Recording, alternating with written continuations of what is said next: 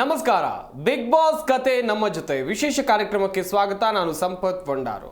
Big Boss season 12 ಅದ್ದೂರಿಯಾಗಿ ಸಾಗ್ತಾ ಇದೆ. ನಿನ್ನೆ ಬಿಗ್ ಬಾಸ್ ಮನೆಯಲ್ಲಿ ಒಂದಷ್ಟು ಜಗಳಗಳ ಜೊತೆಯಲ್ಲಿ ಕೆಲವೊಂದಿಷ್ಟು ಟಾಸ್ಕ್ಗಳನ್ನು ಕೂಡ ನೋಡಿದ್ವಿ. ತೀರಾ ವೈಯಕ್ತಿಕ ಎನಿಸುವಂಥ ಜಗಳವನ್ನ ಧ್ರುವಂತ್ ಮತ್ತು ಗಿಲ್ಲಿ ಮಾಡಿಕೊಂಡ್ರು. ಕಳಪೆ ಉತ್ತಮಗಳ ಜಟಾಪಟಿ ಕೂಡ ಜೋರಾಗಿತ್ತು. ಕೊನೆಗೆ ಕಾವ್ಯ ಕೂಡ ರೆಬಲ್ ಆದ್ರು. ಇದೇ ವಿಚಾರದ ಕುರಿತು ಮಾತನಾಡ್ತಾ ಹೋಗೋಣ. ನಮ್ಮ ಸ್ಟುಡಿಯೋದಲ್ಲಿ ನನ್ನ ಸಹೋದ್ಯೋಗಿ ಕೂಡ ಜಾಯ್ನ್ ಆಗಿದ್ದಾರೆ. ರಘುವೀರ್, ಕಾರ್ಯಕ್ರಮಕ್ಕೆ ಸ್ವಾಗತ. ನಮಸ್ತೆ ಸರ್. ರಘುವೀರ್, ನಿನ್ನೆ ಮನೆಗೆ ಚಿತ್ರತಂಡದ ಆಗಮನ ಕೂಡ ಆಯಿತು. ಚಿತ್ರತಂಡದ ಆಗಮನದ ಜೊತೆಯಲ್ಲಿ ಕ್ಯಾಪ್ಟನ್ಸಿ, ಮನೆಗೆ ಹೊಸ ನಾಯಕ ಸಿಕ್ಕಿದ್ದಾರೆ. ಮಾಳು ನಿಪನಾಳ ಮನೆಯ ಕ್ಯಾಪ್ಟನ್. ಹೇಗೆ ನಿಭಾಯಿಸಬಹುದು ಅವರು ಈ ವಾರದ ಜವಾಬ್ದಾರಿಗಳನ್ನು?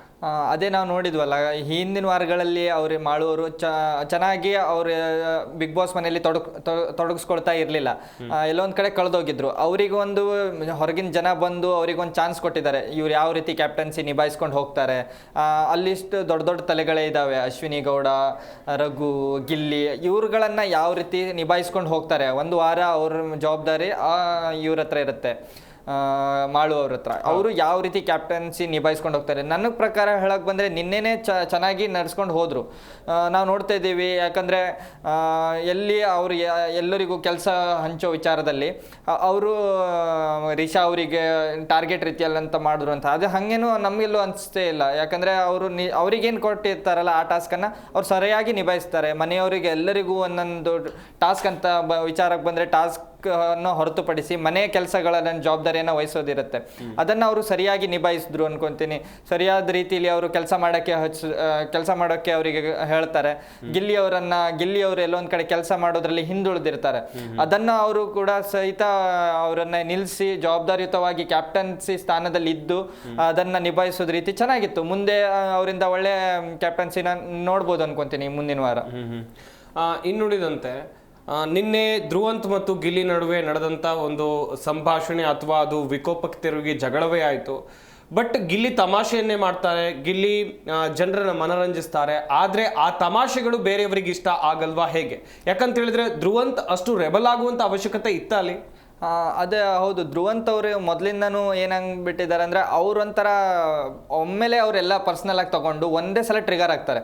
ಅದು ಫಸ್ಟ್ನೇ ವಾರದಿಂದನೂ ನೋಡ್ಕೊಂಡು ಬಂದಿದ್ದೀವಿ. ಹಿಂದೆ ಸ್ಪಂದನ ಅವ್ರ ವಿಚಾರದಲ್ಲಾಗಿರ್ಬೋದು, ಮತ್ತೆ ರಕ್ಷಿತಾ ಅವ್ರ ವಿಚಾರದಲ್ಲಾಗಿರ್ಬೋದು, ಅವರು ತೀರಾ ಪರ್ಸ್ನಲಿಗೆ ಹೋಗಿ ಅವ್ರ ವಿರುದ್ಧ ಒಮ್ಮೆಲೆ ಟ್ರಿಗರ್ ಆಗಿ ಬ್ಲಾಸ್ಟ್ ಆಗೋ ರೀತಿಲಿ ಅವ್ರು ವರ್ತಿಸ್ತಾರೆ. ಆದರೆ ನಿನ್ನೆ ಒಂದು ವಿಚಾರದಲ್ಲಿ ಬಂದಾಗ ಎಲ್ಲೊಂದು ಕಡೆ ಗಿಲ್ಲಿಯವರು ಅವರನ್ನು ಕಾಲೆಳಿತಾ ಇರೋದಂತೂ ನಾವು ನೋಡ್ತಾ ಇದ್ದೀವಿ. ಗಿಲ್ಲಿಯವರು ಅವರನ್ನು ಕಂಟಿನ್ಯೂಸ್ಲಿ ಅವರಿಗೆ ಟಾರ್ಗೆಟ್ ಮಾಡ್ತಾ ಇರೋದು ಆಗಿರಲಿ ಅಥವಾ ಕಾಲೆಳೆಯೋದಾಗಿರಲಿ ಮಾಡ್ತಾ ಇದ್ರು. ಆದರೆ ಅದೊಂಥರ ಫನ್ ವೇದಲ್ಲಿ ನಡ್ಕೊಂಡು ಹೋಗ್ತಾ ಇತ್ತು. ಧ್ರುವಂತ್ ಅವರು ಅದನ್ನು ಒಂಥರ ಫನ್ ವೇದಲ್ಲೇ ತಗೊಳ್ತಾ ಇದ್ರು, ಗಿಲ್ಲಿಯವರು ಅದನ್ನು ಕಂಟಿನ್ಯೂ ಮಾಡ್ತಿದ್ರು. ಗಿಲ್ಲಿಯವರು ಕಾಮನ್ ಆಗಿ ಎಲ್ಲರಿಗೂ ಮಾಡ್ಕೊಂಡು ಹೋಗ್ತಾ ಇದ್ದಾರೆ. ಅದೊಂಥರ ಅವ್ರ ಗೇಮ್ ಪ್ಲಾನ್ ಆಗಿರ್ಬೋದು, ಅವರು ಒಂಥರ ಎಂಟರ್ಟೈನಿಂಗ್ ಆಗಿ ಮಾಡ್ತಾ ಇದ್ರು. ಆದ್ರೆ ಧ್ರುವಂತ್ ಅವರಿಗೆ ಅದು ಏನಾಗ್ಬಿಟ್ಟಿದೆ ಅಂದ್ರೆ ನಿನ್ನೆ ಅವ್ರ ಮೇಲೆ ತೀರಾವಾಗಿ ಟಾರ್ಗೆಟ್ ಮಾಡೋಕೆ ಶುರು ಆಗ್ಬಿಟ್ಟಿದ್ದಾರೆ. ರಿಷಾ ಅವ್ರ ಜೊತೆ ಸೇರ್ಕೊಂಡಾಗಿರ್ಲಿ, ಮತ್ತೆ ಅಶ್ವಿನಿ ಗೌಡ ಅವ್ರದೇ ಒಂದು ಗುಂಪನ್ನ ರೀತಿಯಲ್ಲಿ ಹೋಗ್ಬಿಟ್ರು. ಯಾಕಂದ್ರೆ ಅದನ್ನ ನಾವು ನೋಡಿದ್ವಿ. ರಕ್ಷಿತಾ ಮತ್ತೆ ರಾಶಿಕಾ ಅವರ ಪತ್ರ ಏನ್ ಹಂಚ್ಕೊಳ್ಳೋ ಸಮಯ ಬಂದಿತ್ತಲ್ಲ, ಯಾರಿಗೆ ಒಮ್ಮತದ ಅಭಿಪ್ರಾಯ ಬಂದಾಗ ಆವಾಗ ಅಶ್ವಿನಿ ಗೌಡ ಅವರ ಟೀಮ್ ಅನ್ನೇ ಸೇರ್ಕೊಂಡ್ಬಿಟ್ಟಿದ್ರು ಧ್ರುವಂತ್ ಅವರು. ಆ ಒಂದು ವಿಚಾರದಲ್ಲಿ ಅವರು ಗಿಲ್ಲಿ ಮೇಲೆ ನೇರವಾಗಿ ತಿರುಗಿ ಬಿದ್ದಿದ್ದಾರೆ. ಯಾಕಂದ್ರೆ ನಾವು ನೋಡಿದ್ವಿ ಅಶ್ವಿನಿ ಗೌಡ ಅವರು ಮೊದಲನೇ ವಾರದಿಂದನೂ ಗಿಲ್ಲಿ ಅವ್ರ ವಿರುದ್ಧ ತಿರುಗಿ ಬಿದ್ದಿದ್ದಾರೆ. ಅದೊಂಥರ ಈಗ ಪರ್ಸನಲ್ ಆಗಿ ತಗೊಂಡಿದ್ದಾರೆ ಅವನು. ಈಗ ನಾನು ಈ ಒಂದು ಸೋಷಿಯಲ್ ಮೀಡಿಯಾದಲ್ಲಿ ಒಂದು ವಿಡಿಯೋ ಕ್ಲಿಪ್ ನೋಡಿದೆ. ಅವ್ರು ಏನ್ ಹೇಳ್ತಾರೆ ಅಂದ್ರೆ, ಈಗ ಕಳಪೆ ಸ್ಥಾನದಲ್ಲಿದ್ದಾಗ ಅವರೇ ತರಕಾರಿನ ಕಟ್ ಕೊಡ್ಬೇಕಾಗತ್ತೆ ಮನೆ ಅಡುಗೆಗೆ. ಅದನ್ನ ಇವ್ರೊಂದು ಸ್ಟೇಟ್ಮೆಂಟ್ ಕೊಟ್ಟಿದ್ದಾರೆ. ಏನಂದ್ರೆ ಧ್ರುವಂತ್ ಅವರು ಈಗ ತರಕಾರಿ ಇವತ್ತು ಎಷ್ಟು ಬೇಕೋ ಅವನ ಹತ್ರ ಕಟ್ ಮಾಡಿಸ್ಕೊಳ್ರಿ, ನೆಕ್ಸ್ಟ್ ಅವ್ನು ಕಟ್ ಮಾಡಿರೋ ಅಡುಗೆನ ನಾನು ಮುಟ್ಟೋದಿಲ್ಲ ಅಂತ ಒಂದು ಸ್ಟೇಟ್ಮೆಂಟ್ ಕೊಟ್ಟಿದ್ದಾರೆ. ಈ ರೀತಿ ಎಲ್ಲ ತಪ್ಪು ಅಂತೀನಿ. ಯಾಕಂದ್ರೆ ಈ ತೀರಾ ಪರ್ಸನಲ್ ಆಗಿ ಹೋಗೋದು ಅಂತ ವಿಚಾರ ಏನಿರಲ್ಲ. ಬಿಗ್ ಬಾಸ್ ಮನೆಯಲ್ಲಿ ಎಲ್ಲ ಒಂದು ಆಟ ನಡೆಯುತ್ತೆ, ಫನ್ ನಡೆಯುತ್ತೆ. ಅಲ್ಲಿ ಅವರು ಈ ಒಂದು ಸ್ಟೇಟ್ಮೆಂಟ್ ಕೂಡ ಸಹಿತ ಹೇಳ್ತಾರೆ, ಸುದೀಪ್ ಸರ್ ಅವ್ರ ಎದುರಿಗೂ ನನ್ನ ಒಂದು ಸ್ಟೇಟ್ಮೆಂಟ್ ಅನ್ನ ಕೊಡಬೇಡ ಅಂತ. ಅದು ಟೋಟಲಿ ರಾಂಗ್ ಆಗುತ್ತೆ. ಯಾಕಂದ್ರೆ ಸುದೀಪ್ ಸರ್ ಎಲ್ಲ ಬಂದು ಕೇಳ್ತಾರೆ ಅವ್ರ ಬಗ್ಗೆ ಒಪಿನಿಯನ್ ಹೇಳ್ರಿ ಅಂತ ಹೇಳಿ, ಎಸ್ ಆರ್ ನೋ ರೌಂಡ್ ಅಲ್ಲಿ ಆಗಿರ್ಬೋದು ಅಲ್ಲಿ, ಅಥವಾ ಯಾವುದೋ ಒಂದು ಒಪಿನಿಯನ್ ಅನ್ನ ಕೇಳಬೇಕಾದ್ರೆ ಮನೆಯವರೆಲ್ಲರನ್ನೂ ಕೇಳ್ತಾರೆ. ಅವಾಗ ತನ್ನ ವಿಷಯ ಮಾತಾಡಬೇಡ ಅನ್ನೋದು ತೀರಾ ತಪ್ಪು ಅನ್ಕೊಂತೀನಿ. ಆ ರೀತಿ ಅನ್ಸುತ್ತೆ. ರಘು, ಒಂದು ವಿಚಾರ ಅಂತ ಹೇಳಿದ್ರೆ, ಒಂದು ರಿಯಾಲಿಟಿ ಶೋ ಅಂತ ಬಂದ್ರೆ, ಒಂದು ಶೋ ಅಂತ ಬಂದ್ರೆ ಅಲ್ಲಿ ಸ್ಪರ್ಧಿಗಳು ಮಾತಾಡ್ಕೊಂಡಿರ್ಬೇಕು, ಒಟ್ಟಿಗೆ ಇರಬೇಕು. ಈಗ ಧ್ರುವಂತ್ ಹೇಳ್ತಾರೆ ನೀನು ನನ್ನ ಜೊತೆ ಮಾತಾಡಬೇಡ ಅಂತೇಳಿ. ಇಲ್ಲಿ ಗಿಲ್ಲಿ ಬಂದಿರೋದೇ ಒಂದು ಶೋಲಿ ಸ್ಪರ್ಧಿಯಾಗಿ ನನ್ನ ಜೊತೆ ಮಾತಾಡಬೇಡ ಅಂತ ಹೇಳೋಕೆ ಅವ್ರು ಯಾರು ಅಂತ ಹೇಳಿದ್ರೆ ಗಿಲ್ಲಿಗೂ ಆಪ್ಷನ್ ಇರುತ್ತಲ್ಲ, ಅವ್ರ ಜೊತೆ ಮಾತಾಡಲೇಬೇಕು. ಮುಂದೊಂದು ದಿವಸ ಟಾಸ್ಕ್ ಅಲ್ಲಿ ಬಂದಾಗ ಇಬ್ರು ಒಂದೇ ಟೀಮಲ್ಲಿ ಇದ್ರೆ ಇಬ್ರನ್ನ ಜೋಡಿ ಮಾಡಿಬಿಟ್ರೆ ಮಾತಾಡಿಲ್ಲ ಅಂತ ಹೇಳಿದ್ರೆ ನಡೆಯುತ್ತೆ ಹೇಗೆ? ಹೌದು, ಅದು ನಡೆಯೋದೇ ಇಲ್ಲ. ಯಾಕಂದ್ರೆ ನೋಡ್ತಾ ಇರ್ತೀವಿ ಬಿಗ್ ಬಾಸ್ ಅಲ್ಲಿ ದಿನಕ್ಕೊಂದು ತಿರುವು ಪಡ್ಕೊಳ್ತಾ ಇರುತ್ತೆ. ಅಲ್ಲಿ ಈಗ ಹೇಳ್ದಂಗೆ ಈ ವಾರ ಇದ್ದಂಗೆ ನೆಕ್ಸ್ಟ್ ವಾರ ಇರಕ್ ಆಗೋದೇ ಇಲ್ಲ. ಯಾಕಂದ್ರೆ ಅಲ್ಲಿ ಗೇಮ್ಗಳು ಚೇಂಜ್ ಆಗ್ತಾ ಇರ್ತವೆ. ಈಗ ಇವ್ರ ತಂಡದಲ್ಲಿದ್ದವ್ರು ಅಲ್ಲೇ ಅವ್ರು ಕಂಟಿನ್ಯೂ ತನಕ ಈ ಸೀಸನ್ ಎಂಡ್ ತನಕನೂ ಅವ್ರದ್ದೇ ಟೀಮಲ್ಲಿ ಇರ್ತಾರೆ, ಅವ್ರದೇ ಫ್ರೆಂಡ್ಶಿಪ್ ಅಲ್ಲಿ ಇರ್ತಾರೆ ಅಂತ ನೋಡಕ್ಕಾಗಲ್ಲ. ಯಾಕಂದ್ರೆ ನಾವು ನೋಡ್ತಾ ಇದೀವಿ ಅಶ್ವಿನಿ ಗೌಡ ಅವರು, ಜಾನ್ವಿ ಅವರು ಮೊದಲೇ ವಾರದಿಂದ ಯಾವ ರೀತಿ ಇದ್ರು, ಈ ವಾರ ಹೇಗಿದ್ದಾರೆ, ಮುಂದಿನ ವಾರದಲ್ಲಿ ಹೇಗಿರ್ತಾರೆ ಅನ್ನೋದನ್ನ ಯಾರು ಪ್ರೆಡಿಕ್ಟ್ ಮಾಡಕ್ಕಾಗಲ್ಲ. ಇಲ್ಲಿ ಈಗ ಅದೇ ರೀತಿ ಬಂದ್ರೆ ಧ್ರುವಂತ್ ಅವರು ಮಾತಾಡೋದೇ ಇಲ್ಲ ಅಂತ ಹೇಳಿದ್ರೆ ಅವ್ರ ಆಟ ಅವ್ರು ಹಾಳು ಮಾಡ್ಕೊಳ್ತಾರೆ ಅನ್ಕೊಂತೀನಿ. ಅವ್ರ ಮನೆ ಹೋಗೋ ಚಾನ್ಸಸ್ ಭಾಳ ಇದೆ ಅನ್ಕೊಂತೀನಿ. ಯಾಕಂದ್ರೆ ಅವ್ರ ಆಟನ ಅವ್ರು ತೊಡಸ್ಕೊಳ್ದೇ ಇಲ್ಲ ಅಂದ್ರೆ, ಈಗ ಮನೆಯವ್ರ ಜೊತೆ ಮಾತಾಡದೆ, ಈಗ ವ್ಯಕ್ತಿತ್ವಗಳನ್ನ ಹೊರ ಹಾಕದೇ ಇದ್ರೆ, ಒಂದು ಒಪಿನಿಯನ್ ಹೇಳೋ ವಿಚಾರದಲ್ಲಿ ಹಿಂದುಳ್ಕೊಂಡ್ರೆ ಮನೆ ಹೋಗೋದಂತೂ ಗ್ಯಾರಂಟಿ ಅನ್ಕೊಂತೀನಿ. ಆ ರೀತಿ ಅನ್ಸುತ್ತೆ. ಎಸ್, ಗಿಲ್ಲಿ ಮತ್ತು ಧ್ರುವಂತ್ ಜಗಳ ಆದ್ಮೇಲೆ ಇಲ್ಲಿ ಅಶ್ವಿನಿ ಮತ್ತು ರಾಶಿಕಾ ಅವ್ರದ್ದು ಬೇರೆ ರೀತಿಯಾದಂಥ ಪ್ಲಾನ್ಗಳೇ ಆಗ್ತಾ ಇತ್ತು. ಇಬ್ರು ಮಾತಾಡ್ಕೊಂಡ್ರು. ಆದ್ರೆ ಅಶ್ವಿನಿ ಎಲ್ಲೋ ಒಂದ್ ಕಡೆಯಲ್ಲಿ ಗಿಲ್ಲಿ ಅವ್ರನ್ನ ಪರ್ಸನಲಿ ಟಾರ್ಗೆಟ್ ಮಾಡಿದಾರ, ರಾಶಿಕಾಗೂ ಅವರೇ ಟಾರ್ಗೆಟ್ ಆಗಿದ್ದಾರೆ ಹೇಗೆ? ಹೌದು, ಮೊದಲೇ ವಾರದಿಂದನೂ ನಾವು ನೋಡ್ತಾ ಇದ್ದೀವಿ. ಗಿಲ್ಲಿಗೆ ಕಂಡ್ರೆ ಅಲ್ಲಿ ಅಶ್ವಿನಿ ಆಗಿರ್ಬೋದು, ಜಾನ್ವಿ ಆಗಿರ್ಬೋದು, ಕೊಕ್ರ ಸುಧೀರ್ ಆಗಿರ್ಬೋದು, ರಾಶಿಕಾ ಆಗಿರ್ಬೋದು, ಅವ್ರದ್ದೊಂದು ತಂಡ ಆಗ್ಬಿಟ್ಟಿದೆ. ಅಲ್ಲಿ ಹೇಳ್ದೇನೆ ಒಂದು, ಈಗ ಇವ್ರೇನ್ ಅನ್ಕೊಂತಾರೆ, ಬೇರೆ ಎಲ್ಲರೂ ತಂಡ, ಗಿಲ್ಲಿ ಕಾವ್ಯ ತಂಡ ಅನ್ಕೊಂತಾರೆ. ಮತ್ತೆ ಬೇರೆ ಎಲ್ಲರದ್ದು ಒಂದು ಗುಂಪಾದ್ರೆ ಇವ್ರು ತಮ್ಮದೇ ಒಂದು ತಾವು ಮಾಡ್ತಿರೋದು ಗುಂಪಂತ ಅವ್ರು ಎಲ್ಲೂ ತೋರಿಸ್ಕೊಳ್ತಾ ಇಲ್ಲ. ಇಲ್ಲೂ ಒಪಿನಿಯನ್ ಹೇಳ್ಬೇಕಾದ್ರೆ ಅವ್ರದ್ದೆಲ್ಲರದು ಒಂದೇ ಒಪಿನಿಯನ್ ಇರುತ್ತೆ. ಈಗ ರಾಶಿಕಾ ಅವ್ರದ್ದು ಪತ್ರ ತಗೊಳ್ಳೋ ವಿಚಾರ ಆಗಿರ್ಬೋದು, ಅಥವಾ ನೆಕ್ಸ್ಟ್ ಯಾವುದೇ ಹಿಂದಿನ ವಾರದಲ್ಲಿ ಏನಂದ್ರೆ ಸ್ಟೂಡೆಂಟ್ ಆಫ್ ದಿ ವೀಕ್ ಅನ್ನೋ ಒಂದು ಆಯ್ಕೆ ಮಾಡೋದು ಬೇಕಾದ್ರೂ ಎಲ್ಲರದು ಒಪಿನಿಯನ್ ಒಂದೇ ಇರುತ್ತೆ.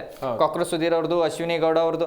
ಅದೇ ರೀತಿ ಈ ಒಂದು ವಿಚಾರದಲ್ಲೂ ಅವರು ಹಾಗೆ ಇತ್ತು. ಕಳಪೆ ಒಂದು ಏನು ಕೊಡೋ ವಿಚಾರದಲ್ಲೂ ನಾನು ಕಳಪೆ ಗಿಲ್ಲಿ ಕೊಡಲ್ಲ ಅಂತ ಏನು ಹೇಳ್ಕೊಂಡಿದ್ರು. ಕೊನೆಯಲ್ಲಿ ಬಂದು ಅವ್ರು ಕಳಪೆ ಅಂತ ಕೊಡೋಕೆ ಬಂದಾಗ 4 ಜನರದು ಒಂದೇ ಒಪಿನಿಯನ್ ಇತ್ತು. ಅಶ್ವಿನಿ ಗೌಡ ಅವ್ರದ್ದಾಗಿರ್ಬೋದು, ರಿಷಾ ಅವ್ರದ್ದಾಗಿರ್ಬೋದು, ರಾಶಿಕಾ ಮತ್ತೆ ಕೊಕ್ರ ಸುಧೀರ್, ಅಶ್ವಿನಿ ಗೌಡ, ಇವ್ರದ್ದೆಲ್ಲರದು ಒಂದೇ ಒಪಿನಿಯನ್ ಇತ್ತು, ಕಳಪೆ ಗಿಲ್ಲಿಗೆ ಕೊಡ್ಬೇಕಂತ. ಆ ಒಂದು ವಿಚಾರದಲ್ಲಿ ಒಂಥರ ಅವರಿಗೆ ಗಿಲ್ಲಿ ಮೇಲೆ ಟಾರ್ಗೆಟ್ ಇದೆ. ಗಿಲ್ಲಿ ಕಾವ್ಯ ಅಂದ್ರೆ ಅವರು ಒಟ್ಟಿಗೆ ಆಡಿದ್ರೆ ಎಲ್ಲೂ ಇವ್ರ ಆಟಕ್ಕೆ ಹೊಡ್ತಾ ಬೀಳುತ್ತೆ ಅನ್ನೋ ಒಂದು ವಿಚಾರದಲ್ಲಿ ಇವರು ಈ ರೀತಿ ಆದಂತ ಗೇಮ್ ಪ್ಲೇ ಅಂತೂ ಮಾಡ್ತಾ ಇದ್ದಾರೆ. ಈ ಕಳಪೆ ಉತ್ತಮಕ್ಕೆ ಹೋಗೋಕ್ಕಿಂತ ಮುಂಚಿತವಾಗಿ ನಿನ್ನೆ ಏನು ಗಿಲ್ಲಿ ಪಾತ್ರ ತೊಳೆಯುವಂಥ ಸಂದರ್ಭದಲ್ಲಿ ರಕ್ಷಿತಾ ಬಂದು ಹೆಲ್ಪ್ ಮಾಡ್ತಾರೆ ಅಂತ ಹೇಳಿದ್ರೆ, ಪಾತ್ರ ಎಲ್ಲ ಇಡೋಕೆ ಹೆಲ್ಪ್ ಮಾಡ್ತಾರೆ. ಬಟ್ ಕ್ಯಾಪ್ಟನ್ ಕೂಡ ಹೇಳ್ತಾರೆ ರಕ್ಷಿತಾ ನೀನು ಹೋಗೋಂಗಿಲ್ಲ ಅಂತೇಳಿ. ಬಟ್ ರಕ್ಷಿತಾ ಗಿಲ್ಲಿ ಬಾಂಡಿಂಗ್ ಅಂತ ಹೇಳಿದ್ರೆ, ಗಿಲ್ಲಿ ಯಾವತ್ತು ರಕ್ಷಿತಾನ ಸಪೋರ್ಟ್ ಮಾಡ್ಕೊಂಡು ಬಂದವನು. ಬಟ್ ರಕ್ಷಿತಾಳು ಅಷ್ಟೇ ಗಿಲ್ಲಿ ವಿಷಯ ಬಂದಾಗ ತುಂಬಾ ಸ್ಟ್ಯಾಂಡ್ ತಗೋತಾರೆ. ನಿನ್ನೆ ಆ ಪಾತ್ರ ತೊಳೆಯೋ ಸೀಕ್ವೆನ್ಸ್ ಅನ್ನು ವಿವರಿಸೋದಾದ್ರೆ? ಅದೇ ನಾವು ಹೇಳ್ಬೇಕು, ನಿನ್ನೆ ಚೆನ್ನಾಗಿತ್ತು. ಅಂದ್ರೆ ಗಿಲ್ಲಿ ಅವರು ಒಂದು ಸ್ವಲ್ಪ ಕೆಲಸದಿಂದ ಹಿಂದುಳಿತಾರೆ, ಅದನ್ನು ಸಹಿತ ಅವ್ರು ಮಾಡಬಾರ್ದು. ಯಾಕಂದ್ರೆ ಅಲ್ಲಿ ಅದನ್ನು ನೋಡ್ತಾ ಇರ್ತಾರೆ ಜನ. ಈಗ ಕೆಲಸನೂ ಮಾಡ್ಬೇಕಾಗತ್ತೆ, ಮತ್ತೆ ಟಾಸ್ಕು ಮಾಡ್ಬೇಕಾಗತ್ತೆ. ಅವ್ರು ಆ ಎಂಟರ್ಟೈನಿಂಗ್ ವಿಚಾರಕ್ಕೆ ಬಂದ್ರೆ ಅವ್ರ ಬಗ್ಗೆ ಎರಡನೇ ಮಾತೇ ಇಲ್ಲ. ಅದಕ್ಕೆ ಬಿಗ್ ಬಾಸ್ ಈಗ ಏನ್ ಹೇಳ್ತಾರೆ ಅಂದ್ರೆ ಹೊರಗಡೆ ಜನ, ಗಿಲ್ಲಿ ಇಲ್ದಿಲ್ಲ ಅಂದ್ರೆ ಎಂಟರ್ಟೈನ್ಮೆಂಟ್ ಜೀರೋ ಆಗಿರ್ತಿತ್ತು ಅಂತ.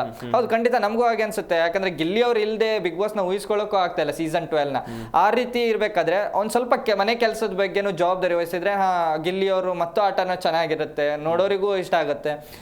ಯಾಕಂದ್ರೆ ಮನೆ ಕೆಲಸ, ಮನೆ ಜವಾಬ್ದಾರಿ ಅನ್ನೋದು ಅದು ಇಂಪಾರ್ಟೆಂಟ್ ಆಗುತ್ತೆ ಬಿಗ್ ಬಾಸ್ ಮನೆಯಲ್ಲಿ. ಅದು ಕ್ಯಾಪ್ಟನ್ ಅವ್ರು ಹೇಳಿದ ಮೇಲಂತೂ ಅದನ್ನ ನಿಭಾಯಿಸ್ಬೇಕಾಗತ್ತೆ. ಯಾಕಂದ್ರೆ ಸುದೀಪ್ ಸರ್ ಇದ್ರ ಮೇಲೂ ಅವರಿಗೆ ಕ್ಲಾಸ್ ತಗೊಳ್ಬಹುದು. ಮನೆ ಕ್ಯಾಪ್ಟನ್ ಅಂತ ಹೇಳಿದ್ರೆ ಅವ್ರಿಗೊಂದು ಜವಾಬ್ದಾರಿ ಇರುತ್ತೆ, ಅದನ್ನ ಸರಿಯಾಗಿ ನಿಭಾಯಿಸ್ಕೊಂಡು ಹೋಗ್ಬೇಕು. ಗಿಲ್ಲಿ ಅವರು ಆ ವಿಚಾರದಲ್ಲಿ ಒಂದು ಸರಿಪಡಿಸ್ಕೊಂಡ್ರೆ ಚೆನ್ನಾಗಿರುತ್ತೆ. ಆದ್ರೆ ನಿನ್ನೆ ಒಂದು ವಿಚಾರಕ್ಕೆ ಬಂದಾಗ ಅದೊಂಥರ ಎಂಟರ್ಟೈನಿಂಗ್ ವೇದಲ್ಲೇ ತಗೊಂಡು ಹೋಗ್ತಾರೆ ಅವರು. ಅದನ್ನು ಕೂಡ ರಕ್ಷಿತಾ ಅವ್ರು ಬಂದು ಸಹಾಯ ಮಾಡೋದು, ಹೌದು ನಾವು ನೋಡ್ತಾ ಇರ್ತೀವಿ ಮೊದಲೇ ವಾರದಿಂದನೂ ರಕ್ಷಿತಾ ಅವರು ಒಬ್ರಿಗೊಬ್ರು ಸಹಾಯ ಮಾಡ್ಕೊಂಡು ಬರ್ತಿದ್ದಾರೆ. ಅದು ಟೀಮ್ ಅಂತ ನಾವು ನೋಡ್ತಾನೂ ಇಲ್ಲ, ಅದು ಟೀಮ್ ಆಗಿ ಆಟನೂ ಆಗ್ತಾ ಇಲ್ಲ. ಎಲ್ಲಿ ಅವರ ಸ್ಟ್ಯಾಂಡ್ ತಗೊಳ್ಬೇಕು, ಎಲ್ಲಿ ಸರಿ ಇದ್ದಾಗ ಅವರು ಒಂದು ಸ್ಟ್ಯಾಂಡ್ ತಗೊಳ್ತಾ ಇದ್ರು. ನಿನ್ನೆನೂ ಕೂಡ ಅದೇ ರೀತಿಯಲ್ಲಿ ಒಂದು ರಕ್ಷಿತಾ ಅವರು ಮೊದಲೇ ಇಂದನೂ ನಮ್ಗೆ ನೋಡ್ತಾ ಇದೀವಿ, ಅವ್ರೊಂಥರ ಹೆಲ್ಪಿಂಗ್ ನೇಚರ್ ಭಾಳ ಇದೆ ಅವರಿಗೆ. ಅವ್ರನ್ನ ಹೆಲ್ಪ್ ಮಾಡೋದು ಆಗಿರ್ಲಿ, ಅವರಿಗೆ ಹೇಳ್ಕೊಡುವಂತ ಒಂದು ಮುಂದೆ ಬರ್ತಾರೆ. ಒಳ್ಳೆ ಆಟ ಅನ್ಕೊಂತೀನಿ ರಕ್ಷಿತಾ ಅವ್ರದ್ದು. ಕಳಪೆ ಮತ್ತು ಉತ್ತಮದಲ್ಲಿ ನಿನ್ನೆ ಸಾಕಷ್ಟು ಚೇಂಜಸ್ಗಳನ್ನ ನೋಡಿದ್ವಿ. ಯಾರು ಎಕ್ಸ್ಪೆಕ್ಟು ಮಾಡಿರಲಿಲ್ಲ, ಯಾರಿಗೆ ಕಳಪೆ ಕೊಡ್ತಾರೆ ಅಂತೇಳಿ ಅಲ್ಲೊಂದು ದೊಡ್ಡ ಜಗಳವೂ ಕೂಡ ನಡೀತು. ಏನು ಹೇಳ್ತೀರಾ ಅದ್ರ ಬಗ್ಗೆ? ಅದೇ ನಾವು ನೋಡಿದ್ವಲ್ಲ, ಹೀಗೆ ಸುದೀಪ್ ಸರ್ ಬಂದು ಏನು ಹೇಳ್ತಾರೆ, ಈ ವಾರ ನಿಮಗೆ ಕಂಪ್ಲೀಟ್ ಒಂದು ಟಾಸ್ಕ್ ಇರಲ್ಲ, ಟಾಸ್ಕ್ ಇಲ್ದೇನೆ ನಿಮ್ಮನ್ನ ಯಾವ ರೀತಿ ನೀವು ತೋರಿಸ್ಕೊಳ್ತೀರಾ ಅನ್ನೋದೊಂದು ಚಾಲೆಂಜ್ ಕೂಡ ಹಾಕಿದ್ರು ಎಲ್ಲರೂ. ಅದರಂತೆ ಟಾಸ್ಕು ನಡೆದಿರಲಿಲ್ಲ. ಇದನ್ನ ಟಾಸ್ಕ್ ನಡಿದೇನೆ ಯಾವ ರೀತಿ ಕಳಪೆ ಉತ್ತಮ ಕೊಡ್ಬೋದು ಅನ್ನೋದು ಒಂದು ಕುತೂಹಲ ಕಾಡಿತ್ತು. ಅದು ನಿನ್ನೆಗೆ ಎಂಡ್ ಆಗಿದೆ. ಯಾವ ರೀತಿ ಕಳಪೆ ಉತ್ತಮ ಕೊಟ್ರಂತೆ ನಮ್ಗೆ ಗೊತ್ತಿದೆ. ಅಲ್ಲಿ ಏನು ಕಳಪೆ ಉತ್ತಮ ಕೊಡ್ಬೇಕಾದ್ರೆ ಇಲ್ಲಿ ಯಾರು ಫೇರ್ ಆಗಿ ಡಿಸಿಷನ್ ತಗೊಳ್ಳೋದೇ ಇಲ್ಲ ಅಂತ ಅಲ್ಲಿ ಒಪಿನಿಯನ್. ಯಾಕಂದ್ರೆ ಎದುರಿಗೆ ಹೇಳ್ಬೇಕಾದ್ರೆ ಒಬ್ರಿಗೆ ಶುಗರ್ ಕೋಟ್ ಮಾಡಿ ಹೇಳೋದಾಗಿರ್ಬೋದು, ಒಬ್ರು ಮೆಚ್ಚೋಕಾಗಿರ್ಬೋದು, ಅಥವಾ ಗೇಮ್ ಪ್ಲೇ ತಮಗೆ ಮುಂದೆ ಏನು ನಿಜವಾದ ಒಂದು ಒಪಿನಿಯನ್ ಹೇಳಿದ್ರೆ ಮುಂದೆ ಎಲ್ಲಿ ಹೊಡ್ತಾ ಬೀಳುತ್ತೆ ಅಂದ್ಕೊಂಡು ಸರಿಯಾದ ಒಪಿನಿಯನ್ ಕೊಡ್ಲಿಲ್ಲ. ನಿನ್ನೆನೂ ಅಲ್ಲಿ ಅದೇ ರೀತಿ ಆಯ್ತು. ಗಿಲ್ಲಿ ಓಕೆ ಕಳಪೆ ಅಂತ ಒಪ್ಕೊಂಡ್ರು, ಅಲ್ಲಿ ಅವ್ರು ಕೆಲವೊಂದಿಷ್ಟು ರೀಸನ್ಗಳು ಸರಿ ಇದ್ವು, ಇನ್ನು ಕೆಲವೊಂದಿಷ್ಟು ರೀಸನ್ಗಳು ತೀರಾ ಪರ್ಸನಲ್ ಆಗಿ ಅಟ್ಯಾಕ್ ಮಾಡಿದ್ರು. ಅದನ್ನ ಹೊರತುಪಡಿಸಿ ಯಾರಿಗೆ ಕಳಪೆ ಇತ್ತು ಅಂತ ಅಲ್ಲಿ ಕರೆಕ್ಟಾಗಿ ಯಾರು ಅಲ್ಲಿ ಡಿಸಿಷನ್ ತಗೊಂಡಿಲ್ಲ ಅನ್ಕೊಂತೀನಿ. ಯಾಕಂದ್ರೆ ಗಿಲ್ಲಿಗಿಂತ ಅಲ್ಲಿ ಮತ್ತೊಂದು ಹೆಸರು ಬಂದಿರೋದು ಕಾಕ್ರೋಚ್ ಸುಧೀರ್ ಅವರು ನಾವು ನೋಡ್ತಾ ಇದ್ದೀವಿ 2 ವಾರ ಹಿಂದಿಂದ ಅವ್ರ ಆಟನ ಕಂಪ್ಲೀಟ್ ಸ್ಟಾಪ್ ಮಾಡಿಬಿಟ್ಟಿದ್ದಾರೆ. ಅವ್ರ ಹಿಂದಿನ ವಾರಗಳು ಏನ್ ಕಾಕ್ರೋಚ್ ಸುಧೀರ್ ಅಂತ ಏನ್ ಮುಂದೆ ಆಟಕ್ಕೆ ಬರ್ತಿದ್ರಲ್ಲ ಅದನ್ನ ನಾವು ನೋಡ್ತಾನೆ ಇಲ್ಲ, ಕಂಪ್ಲೀಟ್ ಕಳೆದೋಗ್ಬಿಟ್ಟಿದ್ದಾರೆ. ಅಂಥವ್ರಿಗೆ ಕಳಪೆ ಕೊಟ್ಟಿದ್ದಿದ್ರೆ ಮುಂದೆ ಅವ್ರ ಆಟಕ್ಕೆ ಕಳಪೆ ಬಂದಿದೆ ಅನ್ನೋ ಒಂದು ಕಾರಣಕ್ಕಾದ್ರೂ ಚೆನ್ನಾಗಿ ಆಟ ಆಡ್ತಿದ್ರು. ಅವ್ರ ಕೈಯಲ್ಲೇ ಅವರನ್ನ ಈಗ ಏನು ಟೀಮ್ ಲೆಕ್ಕದಲ್ಲಿ ಅವ್ರೇನು ವೋಟ್ ಮಾಡಿದ್ರಲ್ಲ ಅದು ಎಲ್ಲೋ ಸರಿಯಲ್ಲ. ಯಾಕಂದ್ರೆ ನಾವು ನೋಡ್ತಾ ಇದ್ದೀವಿ ಈಗ ಅಲ್ಲಿ ಅಶ್ವಿನಿ ಗೌಡ, ರಾಶಿಕಾ ಮತ್ತೆ ಕೆಲವೊಂದಿಷ್ಟು ಜನ ಬಂದು ಗಿಲ್ಲಿ ಅವರನ್ನ ವೋಟ್ ಮಾಡ್ತಾರೆ. ಅಂದ್ರೆ ವೋಟಿಂಗ್ ಪವರ್ ಇಂದ ಅಂದ್ರೆ ಇಷ್ಟು ಜನ ಜಾಸ್ತಿ ವೋಟ್ ಮಾಡಿರೋ ಕಾರಣ ಗಿಲ್ಲಿ ಅವರು ಕಳಪೆ ಆದ್ರು. ಆದ್ರೆ ಎಲ್ಲೊಂದ್ ಕಡೆ ಕಾಕ್ರೋಚ್ ಅವರಿಗೂ ಅದು ಹೊಡೆತ ಆಯ್ತು ಅನ್ಕೊಳ್ಬೇಕು. ಯಾಕಂದ್ರೆ ಕಳಪೆ ಸಿಕ್ಕಿದ್ರೆ ಕಳಪೆ ಅನ್ನೋದು ಅವ್ರಿಗೊಂದು ಆಟದಲ್ಲಿ ಒಂದು ಪುಷ್ ಸಿಗದಂಗೆ ಆಗುತ್ತೆ ನನ್ನ ಪ್ರಕಾರ ಹೇಳಕ್ ಬಂದ್ರೆ. ಈಗ ಕಳಪೆ ಅಂತ ಹೋದ್ಮೇಲೆ ನೆಕ್ಸ್ಟ್ ಆಟನ ಬದಲಾಯಿಸ್ಕೊಂಡ್ರು ಸುಮಾರು ಜಾಸ್ತಿ ಜನ ಇದ್ದಾರೆ. ಹಿಂದಿನ ಸೀಸನ್ಗಳೆಲ್ಲ ನೋಡಿದ್ರೆ ಕಳಪೆ ಹೋಗಿದ್ದೀನಿ ನೆಕ್ಸ್ಟ್ ಆದ್ರೂ ಚೆನ್ನಾಗಿ ಆಡ್ಬೇಕು ಅಂತ ಚಾಲೆಂಜ್ ಆಗಿ ತಗೊಂಡು ಚೆನ್ನಾಗಿ ಆಟ ಆಡ್ತಾರೆ. ಆದ್ರೆ ಕಾಕ್ರೋಚ್ ಸುಧೀರ್ ಅವರು ಕಳಪೆ ಸಿಕ್ಕಿಲ್ಲ. ಆದ್ರೆ ಇವತ್ತು ಅವರಿಗೆ ಕ್ಲಾಸ್ ತಗೊಳ್ಬೋದು ಅನ್ನೋದೊಂದು ಇದೆ. ಸುದೀಪ್ ಸರ್ ಬಂದು ಕ್ಲಾಸ್ ತಗೊಳ್ಬೋದು ಕಾಕ್ರೋಚ್ ಸುಧೀರ್ ಅವರಿಗೂ. ಎಸ್, ಚಂದ್ರಪ್ರಭಾ ಅವರು ಉತ್ತಮ ಅನಿಸಿಕೊಳ್ಳುವಂತ ಯಾವ್ದಾದ್ರು ಪಾತ್ರವನ್ನ ಅಥವಾ ಈ ಬಾರಿ ಮನೆಯಲ್ಲಿ ಟಾಸ್ಕ್ ಏನೂ ಇರಲಿಲ್ಲ, ಆದ್ರೆ ಈ ವಾರ ನೋಡ್ಕೊಂಬಂದ್ರೆ ಉತ್ತಮ ಚಂದ್ರಪ್ರಭಾ ಸಿಕ್ಕಿದ್ ನೀವು ಒಪ್ತೀರಾ? ಇಲ್ಲ, ನನಗೆ ಒಪ್ಪಿಗೆ ಇಲ್ಲ. ಯಾಕಂದ್ರೆ ಹೇಳಕ್ ಬಂದ್ರೆ ನನ್ನ ಪ್ರಕಾರ ಅದು ಏನಿತ್ತಲ್ಲ ಅದು ನನಗೆ ಅನ್ಸಿರೋ ಪ್ರಕಾರ ಹೇಳಕ್ ಬಂದ್ರೆ ಅದು ಮಾಳು ಅವರಿಗೆ ಅವರೊಂದು ಹೆಲ್ಪ್ ಮಾಡಿರ್ತಾರೆ ಅಲ್ಲಿ ಪತ್ರ ಕೊಡೋ ವಿಚಾರದಲ್ಲಿ, ಧ್ರುವಂತ್ ಅವರು ಮತ್ತೆ ಚಂದ್ರಪ್ರಭಾ ಅವರು. ಆದ್ರೆ ಚಂದ್ರಪ್ರಭಾ ಅವ್ರ ಆಟನೂ ನಾವು ನೋಡಿದ್ದೀವಿ, ಕಂಪ್ಲೀಟ್ ಅವರು ಆಟದಿಂದ ಕಳೆದೋಗ್ಬಿಟ್ಟಿದ್ದಾರೆ. ಅವ್ರಿಗೆ ಏನು ಎಂಟರ್ಟೈನಿಂಗ್ ಆಗಂತ ಅವ್ರು ಆ ಫೀಲ್ಡ್ ಇಂದ ಬಂದಿದ್ದಾರೆ, ಕಾಮಿಡಿ ಮಾಡೋದು ಅದನ್ನು ಸಹಿತ ಮಾಡ್ತಾ ಇಲ್ಲ. ಎಲ್ಲೋ ಮನೆ ವಿಚಾರಕ್ಕೂ ಜಾಸ್ತಿ ಬರ್ತಾ ಇಲ್ಲ, ಎಲ್ಲೋ ಹಿಂದುಳಿತಾ ಇದ್ದಾರೆ. ಆ ಒಂದು ವಿಚಾರದಲ್ಲಿ ಈ ವಾರನೂ ಅವ್ರು ಕಂಪ್ಲೀಟ್ ಆಗಿ ಎಲ್ಲೂ ಕಾಣಿಸ್ಕೊಂಡಿರ್ಲಿಲ್ಲ ಯಾವುದೇ ಟಾಸ್ಕ್ ವಿಚಾರದಲ್ಲೂ. ಅದೊಂದೇ ಟಾಸ್ಕ್ ಆಗಿತ್ತು ಅವ್ರಿಗೆ ಸಿಕ್ಕಿರೋದು, ಅದನ್ನು ಅವ್ರು ಬಿಟ್ಕೊಟ್ಟಿರ್ತಾರೆ ಮಾಳು ಅವರಿಗೆ. ಈ ಒಂದು ವಿಚಾರದಲ್ಲಿ ಅವರಿಗೆ ಉತ್ತಮ ಅಂತ ಅವ್ರು ಕೊಟ್ಟಿರೋದು ಅವರಿಗೆ ಒಂದು ಬಿಟ್ಕೊಟ್ಟಿರೋ ಒಂದು ಕಾರಣಕ್ಕೆ ಇರಬಹುದು. ಯಾಕಂದ್ರೆ ನಾವು ನೋಡಿದೀವಿ ಹಿಂದಿನ ಸೀಸನ್ಗಳೆಲ್ಲ ಉತ್ತಮನು ಮನೆ ಮಂದಿ ಎಲ್ಲ ಡಿಸೈಡ್ ಮಾಡ್ತಿದ್ರು. ಆದ್ರೆ ಈ ಸಲ ಮಾತ್ರ ಕ್ಯಾಪ್ಟನ್ ಕೈಗೆ ಆ ಒಂದು ಉತ್ತಮ ಕೊಡೋ ಆಯ್ಕೆ ಒಂದು ಸಿಕ್ಕಿದೆ. ಆ ಒಂದು ವಿಚಾರದಲ್ಲಿ ನೋಡ್ಬೇಕು ಯಾವ ರೀತಿ ಸುದೀಪ್ ಸರ್ ಇದಕ್ಕೆ ಏನ್ ಉತ್ತರ ಕೊಡ್ತಾರೆ ಅಂತ. ಕಳಪೆ ಮತ್ತು ಉತ್ತಮದ ಕನ್ಫ್ಯೂಷನ್ಗಳು ಭಾಳ ಇದಾವೆ. ಇವತ್ತು ಬಂದು ಸುದೀಪ್ ಸರ್ ಅದಕ್ಕೆ ಉತ್ತರ ಕೊಡ್ತಾರೆ ಅಂತ ನೋಡ್ಬೇಕು. ಎಸ್, ಇಷ್ಟೆಲ್ಲ ಆಗ್ತಾ ಇರುವಂತ ಸಂದರ್ಭದಲ್ಲಿ ಧ್ರುವಂತ್ ಕಾವ್ಯ ಮತ್ತು ಗಿಲ್ಲಿ ವಿಚಾರವಾಗಿ ತುಂಬಾ ಹಗುರವಾಗಿ ಮಾತಾಡ್ಬಿಡ್ತಾರೆ. ಅದು ಕಾವ್ಯಗೂ ಕೂಡ ಸಿಟ್ಟು ಬರುತ್ತೆ. ಕಾವ್ಯ ತೆಗೆದುಕೊಂಡಂತ ಸ್ಟ್ಯಾಂಡ್ ಅಥವಾ ಕಾವ್ಯ ಧ್ರುವಂತ್ ವಿರುದ್ಧ ನಿನ್ನೆ ಮಾತನಾಡಿದ್ದು ಒಪ್ತೀರಾ ನೀವು? ಕಾವ್ಯ ಅವರಿಗೆ ಅದು ಧ್ರುವಂತ್ ಅವ್ರು ಮಾತಾಡೋದು ನಾವು ಒಪ್ತಾ ಇಲ್ಲ. ಯಾಕಂತ ಹೇಳಕ್ ಬಂದ್ರೆ ಅಲ್ಲಿ ಇವರ ಅಂತ ಸೇರ್ಸಿದ್ರೆ ಅದು ತಪ್ಪಾಗತ್ತೆ. ಅಲ್ಲಿ ಫ್ರೆಂಡ್ ಅಂತ ಹೇಳಿದಿದ್ರೆ ಒಂದ್ ಮಾತು ಒಪ್ಬೋದು.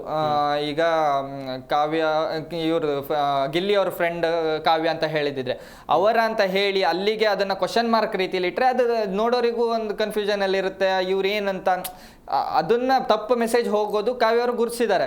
ಅದನ್ನ ಅವರು ಅವ್ರು ಅದನ್ನ ವ್ಯಕ್ತಪಡಿಸ್ತಾರೆ, ಈ ರೀತಿ ಹೇಳಬೇಡಿ ಅಂತ. ಅದನ್ನ ಕೂಡ ಅದು ನನ್ನ ಒಪಿನಿಯನ್ ಅಂತ ಹೇಳಿದ್ರೆ ಅದು ತಪ್ಪಾಗುತ್ತೆ. ನೀವು ನಿಮ್ಮ ಒಪಿನಿಯನ್ ಅಂತ ಏನ್ ಬೇಕಾದ್ರೂ ಹೇಳಕ್ ಬರಲ್ಲ. ಈಗ ಒಪಿನಿಯನ್ ಅಂತ ಹೇಳಕ್ ಬಂದಾಗ ಕರೆಕ್ಟ್ ಅದನ್ನ ಒಂದು ಸೆಂಟೆನ್ಸ್ ನ ಕಂಪ್ಲೀಟ್ ಮಾಡಿರ್ಬೇಕಿತ್ತು. ನಿಮ್ಮ ಫ್ರೆಂಡ್, ನಿಮ್ಮ ತಂಗಿ ಅಥವಾ ನಿಮ್ಮ ಸಿಸ್ಟರ್ ಏನೋ ಒಂದು ಹೇಳಿರ್ಬೇಕು. ಗಿಲ್ಲಿ ಅವರ ಕಾವ್ಯ ಅಂತ ಹೇಳಿರೋದು ಅವರಿಗೆ ಅದು ಸರಿ ಅನ್ಸಿಲ್ಲ ಅಂದಮೇಲೆ ಅವ್ರು ಅದನ್ನ ವ್ಯಕ್ತಪಡಿಸ್ತಾರೆ. ಅದನ್ನ ಅವರು ವಾರ್ನಿಂಗು ಮಾಡ್ಬೋದು. ವಾರ್ನಿಂಗ್ ಅಂದ್ರೆ ಹೌದು, ನನ್ನ ವಿಷಯದಲ್ಲಿ ನೀನ್ ಮಾತಾಡ್ಬೇಕಾದ್ರೆ ಅದನ್ನ ನೋಡ್ಕೊಂಡು ಮಾತಾಡು, ಪರಿಣಾಮ ನೆಟ್ಟಗಿರಲ್ಲ, ಏನೇನೋ ವರ್ಡ್ಗಳು ಬಂದ್ವು. ಆದ್ರೆ ಅದನ್ನ ಇವರು ಕಾಮನ್ ಆಗಿ ತಗೊಂಡು ಧ್ರುವಂತ್ ಅವರು ಒಂದು ಸ್ಟ್ಯಾಂಡ್ ತಗೊಳ್ಬೇಕಿತ್ತು. ಇಲ್ಲ, ನಾನು ಹೇಳಿರೋದು ಈ ರೀತಿ ಅಂತ ಹೇಳಿ ಅದನ್ನ ಅವರು ಸರಿಪಡಿಸ್ಕೊಳ್ಬಹುದಿತ್ತು.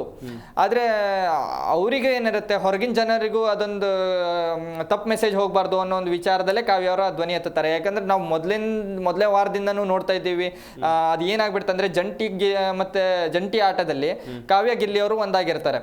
ಅದನ್ನೇ ಕಂಟಿನ್ಯೂ ಆಗಿ ಹೇಳ್ಕೊಂಡು ಬರ್ತಾ ಇದ್ದಾರೆ ಅಶ್ವಿನಿ ಅಂಡ್ ಗ್ಯಾಂಗ್ ಅಂತ, ಟೀಮ್ ಅಂತ ಹೇಳ್ಬೋದು. ಅವ್ರು ಏನ್ ಹೇಳ್ತಾರಂದ್ರೆ ಕಾವ್ಯದಿಂದ ಗಿಲ್ಲಿಯಿಂದ ಕಾವ್ಯ ಅಂತ ಇದೇ ರೀತಿ ಅಟ್ಯಾಕ್ ಮಾಡ್ಕೊಂಡು ಬರ್ತಾ ಇದ್ದಾರೆ. ಅದನ್ನೇ ಸಹಿತ ಧ್ರುವಂತ್ ಅವರು ಇಲ್ಲೂ ಅದನ್ನೇ ಆಟನ ಸ್ಟಾರ್ಟ್ ಮಾಡ್ಕೊಂಡ್ರು. ಅದೇ ವಿಚಾರಕ್ಕೆ ಗಿಲ್ಲಿಯವ್ರಿಗೆ ಏನ್ ಕಳಪೆ ಕೊಡೋ ಟೈಮಲ್ಲಿ ಕಾವ್ಯ ಅವ್ರ ಮೇಲೆ ಅಪವಾದ ಅಂದ್ರೆ ಕಾವ್ಯ ಅವರ ಹೆಸರು ತಗೊಂಡಿರೋದು ಕಾವ್ಯ ಅವರಿಗೆ ಎಲ್ಲೋ ಒಂದ್ ಕಡೆ ಸರಿ ಅನ್ಸಿಲ್ಲ. ಅದನ್ನ ಅವರು ಸರಿಯಾಗಿ ಮಾತಾಡ್ಬೇಕಾಗಿತ್ತು ಅನ್ಕೊಂತ. ಎಸ್, ಇಷ್ಟೆಲ್ಲ ಆದಮೇಲೆ ಇವತ್ತು ಕಿಚ್ಚ ಸುದೀಪ್ ಅವರ ವಾರದ ಪಂಚಾಯಿತಿ ಇರುತ್ತೆ. ಏನು ಎಕ್ಸ್ಪೆಕ್ಟ್ ಮಾಡ್ತೀರಾ? ಯಾರ ಮನೆಯಿಂದ ಹೊರಗೆ ಹೋಗ್ಬೋದು, ಹಾಗೆಯೇ ಯಾರಿಗೆ ಸರಿಯಾಗಿ ಕ್ಲಾಸ್ ತಗೋಬೋದು? ನನ್ನ ಪ್ರಕಾರ ಅದು ಮೊದಲನೇ ಸ್ಟಾರ್ಟಿಂಗ್ ಡೇ ದಿನನೇ, ಸೋಮವಾರನೇ ಅನ್ಕೊಂತೀನಿ. ಆ ಒಂದು ದಿನ ಏನು ಮನೇಲಿ ಗಲಾಟೆ ನಡೆಯುತ್ತಲ್ಲ, ಅದು ಮನೆಯ ಮೂಲ ನಿಯಮನ ಉಲ್ಲಂಘನೆ ಮಾಡಿರ್ತಾರೆ. ಅಂದ್ರೆ ಮೈ ಮೇಲೆ ಕೈ ಮಾಡಿರೋದಾಗಿರ್ಲಿ, ರಿಷಾ ಅವರು ಗಿಲ್ಲಿ ನಟ ಅವ್ರ ಮೇಲೆ ಕೈ ಮಾಡಿರ್ತಾರೆ. ಅದು ಬಿಗ್ ಬಾಸ್ ಮನೆಯ ರೂಲ್ಸ್ ಅನ್ನ ಮುರಿದಿರ್ತಾರೆ.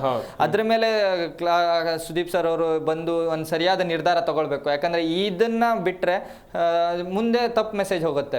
ಅಂದ್ರೆ ಏನ್ ಬೇಕಾದ್ರೂ ಮಾಡಿದ್ರೆ ನಡೆಯುತ್ತೇನೋ ಅನ್ನೋ ಒಂದು ವಿಚಾರನ ತಪ್ಪು ಮೆಸೇಜು ಮುಂದೆ ಹೋಗೋ ಚಾನ್ಸಸ್ ಇದೆ. ಅದನ್ನ ಇಲ್ಲಿ ಸರಿಯಾಗಿ ನಿರ್ಧಾರ ತಗೊಳ್ತಾರೆ, ಅದರಲ್ಲಿ ಎರಡನೇ ಮಾತೇ ಇಲ್ಲ. ಅದರ ನಂತರ ಅಶ್ವಿನಿ ಗೌಡ ಅವರು ಯಾಕಂತ ನಾ ಹೇಳಕ್ ಬಂದ್ರೆ, ಈಗ ರಕ್ಷಿತಾ ಮತ್ತೆ ರಾಶಿಕಾ ಅವ್ರದ್ದು ಏನು ಒಮ್ಮತದ ಅಭಿಪ್ರಾಯ ಕೊಟ್ಟಿದ್ರಲ್ಲ, ಅಲ್ಲಿ ಅವರು ಒಂದು ಮನೆಯ ಸದಸ್ಯರೇ ಆಗಿ ಜವಾಬ್ದಾರಿಯನ್ನೇ ನಿಭಾಯಿಸಬೇಕಿತ್ತು. ಅಲ್ಲಿ ಅವರು ತೀರಾ ಪರ್ಸನಲ್ ಆಗಿ ತಗೊಂತಾರೆ. ನನ್ನ ವಿಷಯಕ್ಕೆ, ನನಗೆ 3ನೇ ವಾರ ರಕ್ಷಿತಾಯಿಂದ ತೊಂದರೆ ಆಗಿದೆ, ಅದಕ್ಕೆ ನಾನು ಅವಳಿಗೆ ಕೊಡಲ್ಲ ಅಂತ ಹೇಳ್ತಾರೆ. ಅದು ಟೋಟಲಿ ರಾಂಗ್ ಆಗಿದೆ. ಯಾಕಂದ್ರೆ ಹೇಳಕ್ ಬಂದ್ರೆ ಅಲ್ಲಿ ನಾವೇನಂತ ನಮಗೆ ಜವಾಬ್ದಾರಿ ಏನ್ ಕೊಟ್ಟಿರ್ತಾರೆ ಅಂದ್ರೆ, ಅಲ್ಲಿ ಇಬ್ಬರಲ್ಲಿ ಒಬ್ಬರನ್ನ ಆಯ್ಕೆ ಮಾಡ್ಬೇಕು. ಅದು ಅವರಿಬ್ಬರಿಗೆ ಅಷ್ಟೇ ಪ್ರಶ್ನೆ ಬರುತ್ತೆ. ಅದು ಮತ್ತೆ ಒಮ್ಮತದ ಅಭಿಪ್ರಾಯ ಅಂದ್ರೆ ಮನೆಯವರೆಲ್ಲರೂ ಬಂದಿರ್ತಾರೆ, ಮನೆಯವರೆಲ್ಲರೂ ಸೇರಿ ಒಂದು ನಿರ್ಧಾರ ತಗೊಳ್ಬೇಕು. ಅಲ್ಲಿ ಅಶ್ವಿನಿ ಗೌಡ ಅವರು ತೀರಾ ಪರ್ಸನಲ್ ಆಗಿ ತಮ್ಮ ಒಪಿನಿಯನ್ ಅನ್ನೇ ಮುಂದಿಟ್ಕೊಂಡು ಅದನ್ನೇ ಅಜೆಂಡಾ ಆಗಿ ಬಳಸ್ಕೊಂಡು, ನನಗೆ 3ನೇ ವಾರದಲ್ಲಿ ರಕ್ಷಿತಾ ಅವರಿಂದ ತೊಂದರೆ ಆಗಿದೆ, ಅವರಿಂದ ನನಗೆ ಅವಮಾನಗಳಾಗಿವೆ, ಅದಕ್ಕೆ ನಾನು ಅವರನ್ನ ಕೊಡಲ್ಲ ಅಂತ ಹೇಳಿ ತೀರಾ ಪರ್ಸನಲ್ ಆಗಿ ತಗೊಂತಾರೆ. ಅದು ಇಡೀ ಮನೇನ ಅವ್ರ ಪರ್ಸನಲ್ ಆಗಿ ವಿಷಯಕ್ಕೆ ಬಳಸ್ಕೊಂಡ್ರು. ಅದರಿಂದ ಇಬ್ಬರಿಗೂ ಆ ಪತ್ರ ಸಿಕ್ಕಿಲ್ಲ. ಇಬ್ರು ಎಲಿಮಿನೇಷನ್ ಆಗೋ ಹಂತದಲ್ಲಿ ಅಂದ್ರೆ ನಾಮಿನೇಷನ್ ಅಲ್ಲಿ ಮುಂದುವರೆದಿದ್ದಾರೆ.